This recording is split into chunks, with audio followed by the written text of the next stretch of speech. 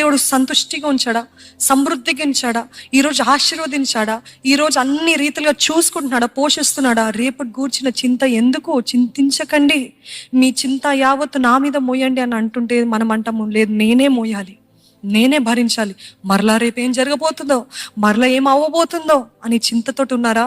Keerthi, be very wise in choosing what you are listening. ఏది వింటున్నారు, ఏది చూస్తున్నారు, అక్కర్లేని వార్తలు మనకు వద్దండి. దేవుడు గత సంవత్సరం అంతా కాచి కాపాడాడు, ఎన్నో మేలు చేస్తాడు, ఎంతో ఆరోగ్యం ఇచ్చాడు. అవన్నీ జ్ఞాపకంకు ఉంచకుండా ఇటువంటి చిన్న చిన్న డిస్ట్రాక్ట్ చేస్తూ ఉంటాడండి, పరధ్యానంలోకి నడిపిస్తుంటాడు. ఇవల్ల కాదు. హేళన చేసేవారు ఉన్నారా, గేలి చేసేవారు ఉన్నారా, ఎప్పుడు చూసినా కుదరదు, సాధ్యం కాదు, అసాధ్యం అన్నవారే ఉన్నారా మీ చుట్టూ? వారి దగ్గర నుండి దూరంగా వెళ్ళిపోండి. దేవుడు అంటున్నాడు, నిన్ను బలపరచు క్రీస్తుని బట్టి సమస్తము సాధ్యము. నమ్మాలి. నెగిటివ్ మాత్రం నా ఆనందాన్ని కాపాడుకుంటున్నాను నిశ్చయతతోటి వెళ్ళండి. ఎందుకంటే పోరాటాలు రావని చెప్పట్లేదండి, శ్రమలు రాక ఆనందించండి అని చెప్పట్లేదండి. వస్తాయి, తప్పకుండా వస్తాయి. కానీ వాటి మధ్యలో ఆనందించాలంట.